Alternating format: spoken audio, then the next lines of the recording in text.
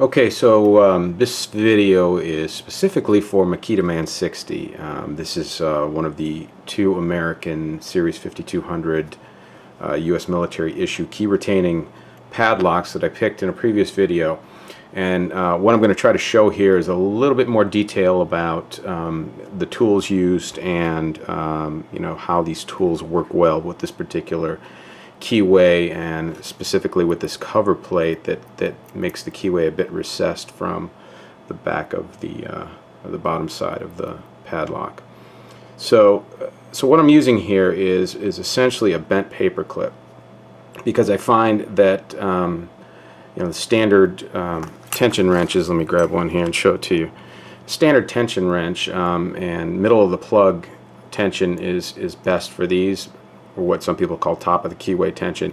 But as you can see, a standard wrench is going to tend to slip out because of that distance there. Unless you've got something like a Peterson pry bar that's a little thicker, that'll fit very tightly right in that keyway, you're going to have problems with it slipping if you try to use top tension. So what I did was measured out the thickness of a large paper clip. And when you bend a large paper clip and put a little twist right on the end like that, it's probably about, you can see, I'll compare it to the logo here on the front, it's about the same distance as that. It actually fits very nicely down past that cover plate and into the top of the keyway here.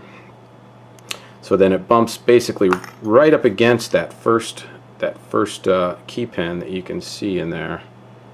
If you can see it there, there's a key pin, you can see the serrations on it. So when I insert this, I insert it right up against that, and when I apply very light pressure with the tip of my finger, it tends to stay in place because the thickness of the paper clip is very close to the thickness, the width of that keyway there at the top. So there you can get a close-up of how that is fitting in there.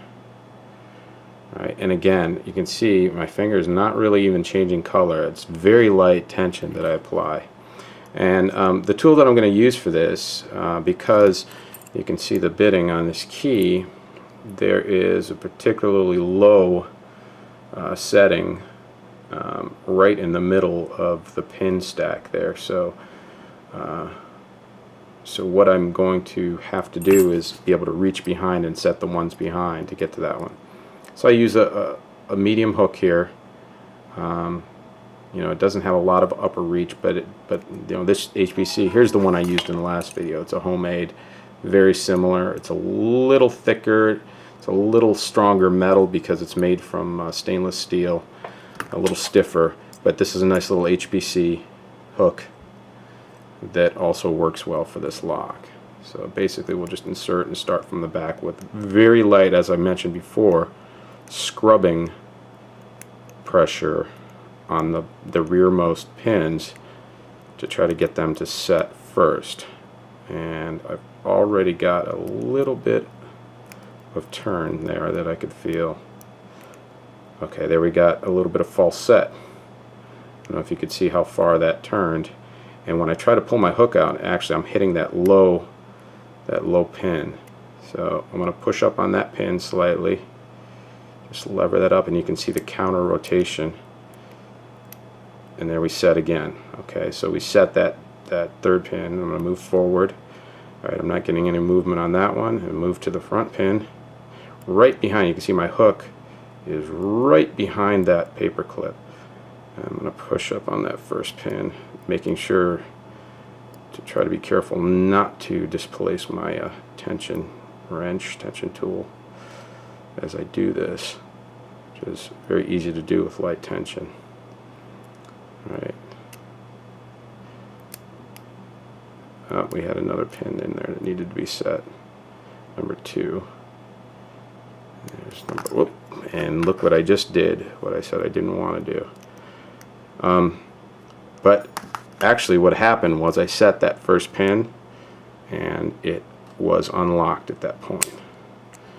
So there we are.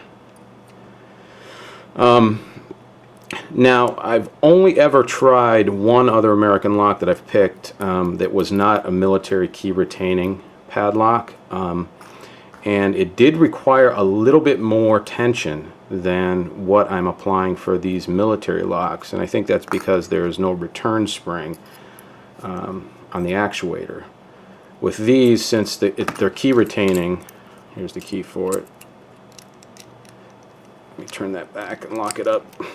Since these are key retaining, there's essentially, it's like a house door lock. There's no pressure really, except for the pressure you're applying against the plug. So there's no back pressure from a return spring.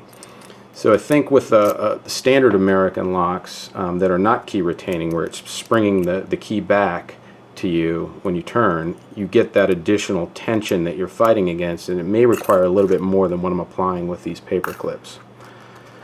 So there you go, Makita Man 60. Hopefully that helps explain how I'm doing it here, and thanks for watching.